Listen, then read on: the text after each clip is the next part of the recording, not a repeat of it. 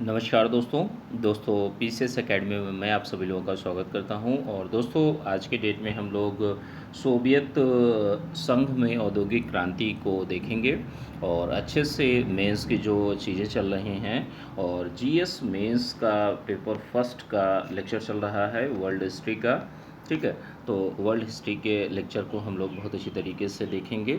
और यह वीडियो दोस्तों आप लोगों को अच्छा लगता है तो कमेंट करके ज़रूर बताइएगा, वीडियो को लाइक कर दीजिएगा, वीडियो को शेयर कर दीजिएगा। ठीक है, और इसमें 18-19 पेजेस हैं, तो 3 पार्ट में यह आ जाएगी। 6 पार्ट या पेजेस करके हम लोग देखेंगे। ठीक है, चलिए आज का जो लेक्चर है उसको स्टार्ट करते हैं। देखिए, सोवियत संघ में औद्योगिक क्रांति।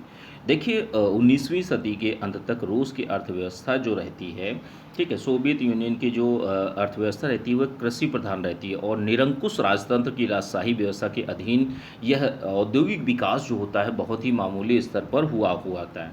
ठीक है, और इसका विकास भी एक बड़ी सीमा तक यह था कि क्षेत्रीय स्तर पर विकास की यह प्रक्रिया जो है एक असंतुलन का शिकार बनी रहती हैं। ठीक है, कि मतलब जो क्षेत्रीय असमानताएं रहती हैं, असंतुलन रहता है, वह देखा जाता है सोवियत संघ में। सोवियत संघ की औद्योगिक क्रांति एक समाजवादी सरकार के नेतृत्व के में उभर कर आती है और समाजवादी का पूंजी के निजी स्वामित्व के विरुद्ध होने के कारण औद्योगिक विकास की ये धारा पूर्णतः राज्य के नियंत्रण में ही आगे बढ़ती है। ठीक है, कि जैसे समाजवाद क्या है, समाजवाद पूंजी के निजी स्वामित्व के विरोध करता है हमेशा। ठीक है, अब देखिए कच्चे माल की बात कर लेते हैं। तो देखिए किसी भी उद्योग के लिए कच्चा माल बहुत ज़्यादा ज़रूरी होता है। उत्पादन के लिए आवश्यक कच्चा माल जिस तरह से अमेरिका के पास यथोचित मात्रा में, उचित मात्रा में जो जो था, उसी तरह सोवियत संघ के पास भी इसी मोर्चे पर समृद्धता थी। ठीक है, कि कच्चा माल सोवियत संघ में अच्छा खासा था। और सोवियत संघ की औद्योगिक क्रांति जो है कोल, आयरन, स्टील के क्षेत्र में आरंभ होती है।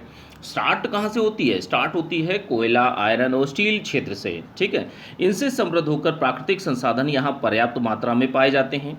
ये भी एक बहुत बड़ा प्लस पॉइंट था सोवियत संघ के लिए। सोवियत संघ में समाजवादी सरकार को चूंकि वैदेशिक हमले की एक आशंका बनी रहती थी, तो इसलिए ज़्यादातर औद्योगिक प्रतिष्ठान जो है जो यूराल पर्वत है, तो यूराल पर्वत के पूर्वी भाग में ही स्थापित किए गए थे, क्योंकि यह सुरक्षित क्षेत्र था। ठीक है, कि जैसे आपका मैग्नीटो गोकस में आयरन स्टील वर्क्स की स्थापना होती है, गोरकी और कास्को में ट्रैक्टर वर्क्स की स्थापना होती है, कासेसस में काकेसस में रिफाइनरी या हाइड्रो इलेक्ट्रिक डैम बनाए जाते हैं। तो ये इन उदाहरणों के माध्यम से हम लोग देख सकते हैं कि औद्योगिक क्रांति जो रूस में, जैसे देखिए किसी भी औद्योगिक क्रांति के लिए कच्चा माल बहुत जरूरी था, कच्चा माल, प्राकृतिक संसाधन, ये सारी चीज़ें, तो रूस में इनकी उपलब्धता अच्छी खासी थी। ठीक है, श्रम की जहाँ तक बात कर लेते हैं, देखिए औद्योगिक उत्पादन को प्रतिस्पर्धी बाजार में टिकने के लिए उत्पादन लागत को कम से कम रखने की आवश्यकता होती है और इसके लिए क्या है, सस्ते श्रम की आवश्यकता होती है। तो यहाँ पर रूस में पर्याप्त मात्रा में श्रम शक्ति का उपलब्ध होना एक अवसर प्रदान करता है। और रूस की औद्योगिक क्रांति को इस संदर्भ में यदि हम रूस की आबादी पर दृष्टि डालें तो यूरोप में सबसे ज़्यादा आबादी जो है वो रूस की ही है। स्टालिन ने जिस तरह से उत्पादन के साधनों में विशेष तौर पर भूमि की निजी स्वामित्व को समाप्त किया था, उससे क्या हुआ, कृषकों का एक बड़ा तबका मजदूर बन गया और इस तरह से उद्योग जगत को पर्याप्त मात्रा में श्रम शक्ति जो है वो उपलब्ध हो जाती है। तो सही समय पर जो आवश्यकता थी औद्योगिक क्रांति को वो मिलती है। ठीक है, इसके अतिरिक्त क्या होता है, स्टालिन ने श्रमिकों की उत्पादक क्षमता में वृद्धि के लिए कुछ विशिष्ट प्रयत्न किए थे, कि जैसे सवैतनिक साप्ताहिक छुट्टी, मतलब आपको छुट्टी भी मिलेगी तो आपको वेतन मिलता रहेगा। ठीक है, शिक्षा और स्वास्थ्य की सुविधाएं, अच्छे श्रमिकों को पारितोषिक, मतलब आपको उपहार मिलेंगे, आपने अच्छा काम किया तो सम्मान मिलेगा, काम न करने वालों को दंड की व्यवस्था की थी। तो ये कुछ स्टालिन के द्वारा कार्य किए गए थे। स्टालिन ने एक व्यवहारिक मार्ग अख्तियार करते हुए कुशल और अकुशल श्रमिकों के बीच वेतन के अंतर को स्वीकार कर लिया, जिससे तकनीकी कौशल वाले श्रमिकों का एक बहुत बड़ा वर्ग जो है उभरकर रूस में हमें दिखाई देता है। सोवियत संघ की औद्योगिक क्रांति के लिए यह बहुत ही निर्णायक चीज़ सिद्ध होती है। ठीक है, इसके बाद क्या होता है, पूंजी और तकनीकी। देखिए औद्योगिक विकास के लिए कच्चा माल हो गया, सस्ता श्रम हो गया, इसके बाद पूंजी और तकनीकी की आवश्यकता होती है। यही औद्योगिक क्रांति की आवश्यकता होती है। ठीक है, औद्योगिक विकास के लिए आवश्यक तकनीकी एक तरफ तो सरकार ने विदेशों से आयात की, वहीं पर इसका स्थायी समाधान खोजने के लिए सोवियत संघ में ही तकनीकी स्कूलों, कॉलेजों, विश्वविद्यालयों की स्थापना पर भी बल दिया, जिसकी बदौलत एक दशक के अंतराल में सोवियत संघ जो है एक बड़ी शक्ति के बनकर उभरता है, जिसकी बदौलत tractor, refinery, hydro electric dam जैसे उद्योगों का तेजी से विकास भी होता है। 1945 के बाद सोवियत संघ में भारी उद्योगों के साथ नाभिकीय ऊर्जा, अंतरिक्ष क्षेत्र में पर्याप्त अनुसंधान कार्य, ये सारी चीज़ें विकास होता है रूस में। ठीक है, स्टालिन ने निजी स्वामित्व को समाप्त करने से वित्त का जो एक आधार प्राप्त किया वह भी बहुत अच्छा हुआ। उसका सार्वजनिक क्षेत्र में निवेश करने पर बल दिया गया, जिससे उद्योग जो क्षेत्र था उसको बढ़ावा मिला। राज्य ने ही औद्योगिक प्रतिष्ठानों का विकास करता है। तो ये पूंजी और तकनीकी का विकास किया जाता है। देखिए कोई भी क्षेत्र है, जैसे मान लीजिए ये रसिया है, अब रसिया में ही अगर तकनीकी में प्रयास किए गए प्लस बाहर से तकनीकी भी मंगाई गई, तो ये दोनों के दोनों कार्य होते हैं। ठीक है, स्टालिन इसमें बहुत अच्छे से कार्य करता है। और बाजार की बात कर लेते हैं। देखिए कच्चा माल हो गया, श्रम हो गया, सस्ता श्रम और तकनीकी। ठीक है, तकनीकी और ये सारी की सारी चीज़ें बहुत ही ज़्यादा ज़रूरी हैं। इसके साथ में बाजार बहुत ज़्यादा ज़रूरी है। देखिए सोवियत संघ की औद्योगिक क्रांति ने सिर्फ भारी उद्योगों को बढ़ाया, ना कि उपभोक्ता सामग्री को, जैसा कि अमेरिका और सोवियत संघ के तुलनात्मक आंकड़ों के माध्यम से समझा जा सकता है कि 1966 का आंकड़ा जो कहता है कि वह खुर्शेव की श्रेष्ठ उपलब्धियों के बाद भी यह आंकड़ा स्टालिन के काल में प्रति हजार व्यक्ति के ऊपर 66 रेडियो, 4 टीवी, 4 रेफ्रिजरेटर और एक वॉशिंग मशीन ही उपलब्ध था। ठीक है, इसके साथ में क्या होता है कि औद्योगिक विकास की एकाकी व्यवस्था के कारण इस औद्योगिक उत्पाद को सामान्यतः राज्य के माध्यम से ही बाजार मिल जाता है। ठीक है, और कुछ चीज़ें और जानने वाली होती हैं कि प्रथम 2 पंचवर्षीय योजनाओं के माध्यम से जिस गति से सोवियत संघ का औद्योगिक विकास होता है, उसी अनुपात में इसका सैनिक विकास भी होता है। भाई कहीं ना कहीं किसी भी कंट्री को, किसी भी राष्ट्र को ये लगेगा कि अगर हमारा औद्योगिक विकास हो रहा है तो उसके साथ साथ में हम सैन्य विकास भी करें। ठीक है, तो ये बातें होती हैं। और द्वितीय विश्व युद्ध में जर्मनी का मुकाबला भी इन्हीं आधारों पर कर सका होता है। द्वितीय विश्व युद्ध के बाद शीत युद्ध को जो धारा उभर कर आई, उसमें अमेरिका लोकतंत्र की स्थापना के लिए अपने आप को वचनबद्ध बनाता है, और वहीं सोवियत संघ और समाजवादी जो क्रांति के निर्यात का दावा भी ये कर रहा होता है रूस।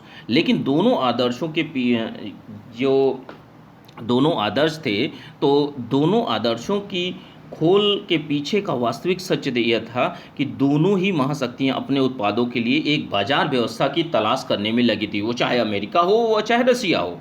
इसके लिए जो उपनिवेशवाद था उसका एक अभिनव तरीका खोजा जा रहा था कि नया तरीका खोजा जाए, किस तरीके से हम लोग नव उपनिवेशवाद में जकड़ सके अन्य राष्ट्रों को, बाजार के माध्यम से निर्भरता लाई जा सके।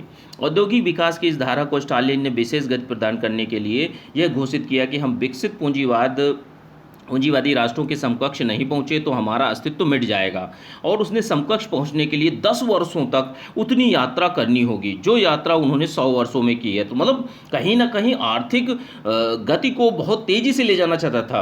अपने उद्देश्यों की पूर्ति के लिए स्टालिन ने उत्पाद की आयोजन व्यवस्था की शुरुआत की। जो आयोजन होता है, जिसको प्लानिंग कहते हैं, आयोजन की आर्थिक व्यवस्था की मुख्य विशेषता यह थी कि उपलब्ध संसाधनों का निवेश इस तरह किया जाए कि हमारी आवश्यकताओं की प्राथमिक वस्तुओं के उत्पादन को प्रभावपूर्ण बल दिया जाए, कि हमारा जो उत्पादन हो प्राथमिक वस्तुओं पर ज़्यादा होना चाहिए। इसी के तहत स्टालिन ने प्रथम 2 पंचवर्षीय योजनाओं के दौरान ही भारी उद्योगों के क्षेत्र पर एक बहुत ज़्यादा बल दिया, जिसके कारण एक बड़ी औद्योगिक क्रांति बना दिया उसने। ठीक है, अब देखिए क्रांति के जो औद्योगिक क्रांति होती है रूस में, सोवियत संघ में, तो वहाँ पर औद्योगिक क्रांति का क्या प्रभाव पड़ा। औद्योगिक क्रांति को यदि हम हॉब्स बॉम्ब के शब्दों में देखा जाए तो यदि आदि मानव को अंतरिक्ष मानव के रूप में तब्दील कर दिया। सही अर्थों में इसका प्रभाव बहुआयामी रहा, मौलिक रहा और बहुत ज़्यादा तेज रहा, तीव्र रहा। इसके प्रभाव को हम कुछ सामान्य वर्गों में देख सकते हैं कि जैसे आर्थिक प्रभावों की बात कर लेते हैं। सबसे पहले आर्थिक प्रभाव है कि औद्योगिक क्रांति ने उत्पादन में तीव्र विकास को संभव बनाते हुए पूंजीवादी अर्थव्यवस्था के प्रति पक्ष को सुदृढ़ कर दिया कि हमें पूंजीवादी अर्थव्यवस्था के प्रति पक्ष में झुकना चाहिए। इस उत्पादन में वस्त्र हो गए, कोल हो गए, कोयला हो गया, लौह हो गए, रसायन हो गया, विद्युत सहित जो उपभोक्ता सामग्री थी उसको देखा जा सकता है।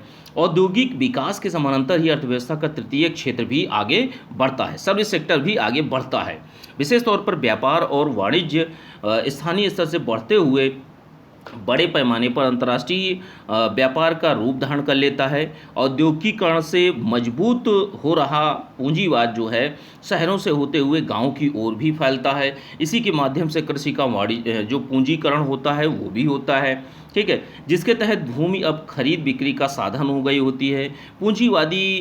पूंजीवादीकरण की इस प्रक्रिया में गांव और शहर एक दूसरे से जोड़ा ही जा रहा होता है और यूरोप और यूरोपोत्तर दुनिया को एक दूसरे के करीब ला दिया होता है। एक अर्थशास्त्री ने यह दावा किया कि पूर्ति अपने मांग स्वयं खोज लेती है। कहने का मतलब यह है कि आपने प्रोडक्ट बना लिया है तो वो डिमांड अपने आप जनरेट हो लगी। इसका तात्पर्य था कि आरंभिक दौर के पूंजीपतियों ने पूंजीवाद की मांग और पूर्ति के संतुलन पर बल देने के बजाय सिर्फ पूर्ति पक्ष पर बल रखा कि जैसे मार्केट में हमें पूर्ति करनी है, डिमांड तो अपने आप जनरेट हो जाएगी। परिणाम स्वरूप क्या हुआ, जब पूर्ति के लिए बाजार की कमी हुई तो इन्होंने औद्योगिक देशों ने साम्राज्यवाद का रास्ता पकड़ लिया। साम्राज्यवाद की यही प्रक्रिया शोषण के साथ अंतर्राष्ट्रीय बाजार में श्रम विभाजन की एक संकल्पना को भी बल देती है, जिसके तहत मॉरिस डी मॉरिस जैसे इतिहासकार ने यह सिद्धांत विकसित किया कि औद्योगिक राष्ट्र जो होते हैं, ठीक है, औद्योगिक राष्ट्र विनिर्मित मांग और उपनिवेश जो होते हैं कच्चे माल के उत्पादन में विशेषज्ञता हासिल कर सकते हैं। तो ऐसा ही भारत देश के साथ में किया जाता है, ब्रिटेन करते हैं।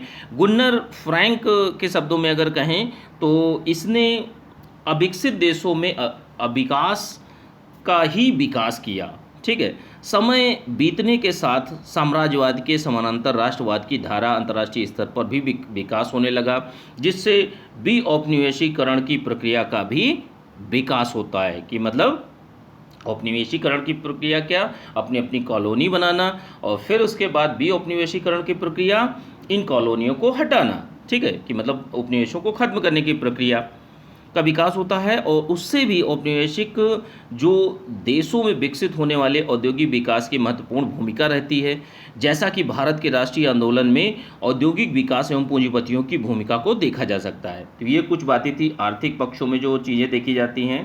अब सामाजिक प्रभावों को देख लेते हैं कि जैसे औद्योगिक क्रांति ने 15वीं और 16वीं शताब्दी के वाणिज्यवाद से उभर कर मध्य वर्ग को आर्थिक रूप से सशक्त बनाकर निवर्तमान सामाजिक जो सामाजिक व्यवस्था थी उसके अंदर एक अंतर्विरोध पैदा कर दिया, जिससे हुआ क्या कि व्यवस्था में परिवर्तन की मांग को बल मिलता है। इसके अतिरिक्त औद्योगिक क्रांति ने क्या किया कि श्रमिकों को एक जगह संगठित करके एक सशक्त श्रमिक शक्ति को जन्म दे देती है, जिसके बीच में पूंजीवादी शोषण के विरुद्ध समाजवादी आंदोलन की धारा उभर कर आती है। रूस में और औद्योगिक प्रतिष्ठानों में बड़े पैमाने पर श्रमिक कार्य करते थे, ठीक है, जिनके आधार पर औद्योगिक क्रांति हुई थी। इसीलिए वह अपने शोषण के विरुद्ध संघर्ष करने लगते हैं और उन्हीं के बीच में जो श्रमिक रहते हैं संघों का विकास, श्रमिक संघों का भी विकास होता है। कार्ल मार्क्स का कहना भी था कि पूंजीवादी पितृहंताओं का पिता है और वह अपने अंतर्विरोधों का शिकार होकर ही नष्ट हो जाएगा। कहने का मतलब पूंजीवाद अपने बीच में ही जो चीज़ें हैं उन्हीं में से वह लुप्त हो जाएगा। सामाजिक क्षेत्र में औद्योगिक क्रांति ने कुछ अतिरिक्त प्रभाव भी पैदा किया, जैसा कि शहरीकरण और गाँवों में शहरों की ओर पलायन के पीछे का मूल कारण क्या था, रोजगार की खोज। इसीलिए प्रायः युवा और पुरुष वर्ग जो लोग ही शहरों की ओर जाने लगते हैं, जिससे गांव के जीवन में जो एक पौरुष है उसका भी संकट उभर कर आता है। और सामाजिक असंतुलन, भाई सीधी सी बात है, एक क्षेत्र से अगर ग्रामीण क्षेत्रों से ही सारे के सारे पुरुष पलायन कर जाएंगे काम करने तो जो पुरुषों की संख्या है भाई गाँव में भी जरूरत पड़ेगी ना, तो ऐसी संकट उभर कर आता है। श्रमिक वर्गों के लोगों की आमदनी काफ़ी कम थी, इसलिए अपने आवास के रूप में उन्होंने झुग्गी झोपड़ियों का विकास किया और जहां जीवन एक चुनौती से कम नहीं था। तात्पर्य यही है कि औद्योगिक क्रांति ने जब अनंत संभावनाओं को जन्म दिया, आरंभिक पूंजीवाद शक्तियों ने शोषण की एक ऐसी प्रक्रिया का विकास किया जिसके तहत पुटिंग आउट सिस्टम के तहत पारंपरिक स्तर पर स्वतंत्र उत्पादन करने वाले कारीगरों को मजदूर के रूप में तब्दील कर दिया गया। और इसी क्रम में उत्पादन की पारिवारिक इकाई के नष्ट हो जाने के कारण महिलाओं की आर्थिक अवस्था भी क्षतिग्रस्त हो गई। ठीक है, तो ये कुछ बातें थी औद्योगिक क्रांति से संबंधित। अब जीवन स्तर में विकास, तो देखिए जीवन स्तर में विकास किस तरीके से हुआ, किस तरीके से नहीं। और अगला जो है सांस्कृतिक प्रभाव है। ठीक है, तो जीवन स्तर में प्रभाव विकास जो किस तरीके से हुआ उनको भी इसमें देख लेते हैं, फिर अगले वाले लेक्चर में देख लेंगे। औद्योगिक क्रांति ने उपरोक्त शोषण के साथ ही उत्पादन में अतिरिक्त वृद्धि के कारण संभावना को जन्म दे दिया कि जिसके तहत विकास की धारा नीचे की ओर मुड़ी। ठीक है, तात्पर्य यह है कि एक तरफ जहां इसने संपन्न वर्ग के लोगों के जीवन स्तर को उठा दिया, वहीं पर निम्न वर्ग लोगों की बुनियादी आवश्यकताओं को भी धीरे धीरे पूरे होने लगी। ठीक है, औद्योगिक क्रांति ने जीवन की कई बुनियादी समस्याओं के समाधान के लिए बहुआयामी वैज्ञानिक विकास को भी बल दिया, जिसके तहत क्या हुआ कि जैसे 1840 से दांत के इलाज के लिए गैस का इस्तेमाल होने लगा, रोगाणु रोधक के लिए क्लोरोफॉर्म का उपयोग होने लगा। 1890 में कई बीमारियों के कीटाणुओं का पता लगा लिया गया और रोहिणी, प्लेग, तपेदिक और अंतः ज्वर जैसी बीमारियों का इलाज भी खोल लिया गया। लुई पाश्चर ने किण्वन की तकनीकी का भी विकास किया। तो ये कुछ जीवन स्तर में बदलाव, वो चाहे मध्य वर्ग हो या उच्च वर्ग हो या पूंजीपति वर्ग हो, सब में देखा गया। ठीक है, इसी तरह कई खोजों का सामान्य प्रभाव भी यह निकला कि संक्रामक बीमारियों पर काफ़ी हद तक नियंत्रण कर लिया गया, लोगों के जीवन प्रत्याशा दर बढ़ गई और यूरोपीय जनसंख्या की वृद्धि में सहयोगी सिद्ध हुआ। भाई यूरोप की जनसंख्या भी बढ़ी। सामान्य लोगों के साथ ही यदि हम साधन संपन्न लोगों पर दृष्टि डालते हैं तो जीवन पहले की तुलना में सहज और सुविधा संपन्न हो गया, यह औद्योगिक क्रांति के बाद में। ठीक है, तो आज की डेट में दोस्तों हम लोग यहीं तक देखेंगे। 6 पेजेस हो चुके हैं, 3 पार्ट में यह चीज़ें आपकी कंप्लीट हो जाएंगी। ठीक है, और जो लोग भी पेड व्हाट्सअप ग्रुप जो चल रहा है उसी में आपको पीडीएफ मिलेगी। जो लोग भी बीओ का मेंस और यूपीपीसीएस मेंस 2019 और 20 ज्वाइन करना चाहते हैं, डिस्क्रिप्शन बॉक्स में डिटेल पड़ी हुई है, या तो मेरे नंबर पर मैसेज कर सकते हैं। ठीक है, चलिए ठीक है, थैंक यू देखने के लिए।